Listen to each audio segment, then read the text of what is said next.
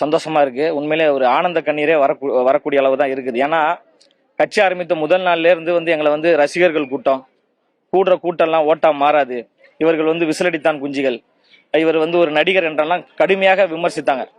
ஆனா அதையெல்லாம் தவிடுபொடியாக்கக்கூடிய வகையில நாங்க கூடி கலைகிற கூட்டம் கிடையாது. திமுகவை தீய சக்தி, திமுகவை கூண்டோடு வீழ்த்தக்கூடிய மக்கள் கூட்டம் என்பதை எங்க தலைவர் அவர்கள் ஓட்டை வாங்கி நிரூபித்தார்.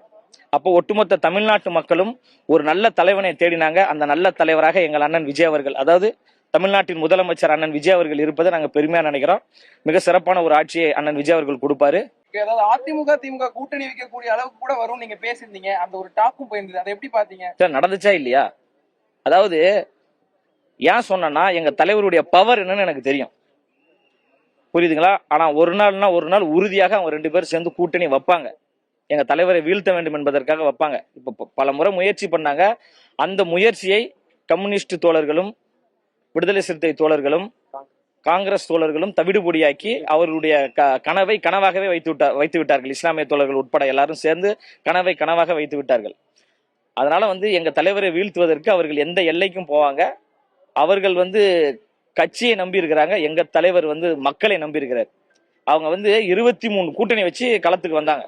எங்க தலைவர் ஒத்தத்தல ராவணனாக, தமிழ்நாட்டின் 8 கோடி மக்களின் ராவணனாக இந்த மிகப்பெரிய ஒரு வெற்றியை கொடுத்திருக்கிறாருன்னா மக்கள் நேசிக்கக்கூடிய ஒரு மக்கள் தலைவர் தான் அண்ணன் விஜய் அவர்கள். உண்மையிலே சொல்றேன், எதெல்லாம் ட்ரோல் பண்ணாங்களோ, இவர் வருவாரா அவர் வருவாரான்னு சொல்லிட்டு பயங்கரமா ட்ரோல் பண்ணாங்க. நீங்க நினைச்சு பார்க்க முடியாத அளவுக்கு எல்லாரும் வந்தாங்களா? உண்மை சக்திக்கு, மக்கள் சக்திக்கு சொல்லக்கூடியது எல்லாம் இயற்கையாவே நடக்கும். இயற்கையாவே நடந்துச்சு. 5 ஆண்டுகள் மிக சிறப்பான ஒரு ஆட்சியா இருக்கும். தலைவருடைய உழைப்பு இது மற்றும் தொண்டர்களுடைய உழைப்பு. மிக மிக சந்தோஷமாக இந்த நாளை நாங்கள் கொண்டாடுகிறோம். உங்களுக்கு லட்சக்கணக்கில் வாக்களித்த இந்த மக்களுக்கு என்ன சார் சொல்ல விரும்புறீங்க இந்த நேரத்துல? தளபதியால தான் எல்லாமே சாத்தியம். நீங்களும் அமைச்சராக பெற போறீங்க, வாழ்த்துக்கள். எப்படி சார் இருக்கு இந்த தருணம்? நல்லா இருக்கு. மக்கள் சேவை இதுக்கு அடுத்து எப்படி இருக்க போகுது தமிழக வெற்றி கழகம் சார்பில்? சிறப்பாக இருக்கும்.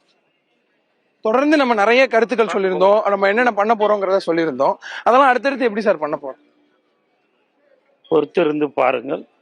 தலைவர் தளபதி அவர்கள் எல்லாத்தையும் சாதித்து காட்டுவார். நன்றி சார்.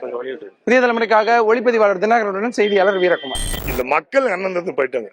இந்த தமிழக மக்கள் மூலியமா மிகப்பெரிய நன்றி சொல்லிக்காமா. வீட்டில் இருக்க குழந்தைகள் எல்லாருக்கும், அரசு வேலை எல்லாத்துக்குமே இந்த தருணத்துல நன்றி தெரிவிச்சுக்கிறோம். உங்களுக்கு நன்றியை காலத்தொட்டு வணங்கிக்கிறோம். நன்றி.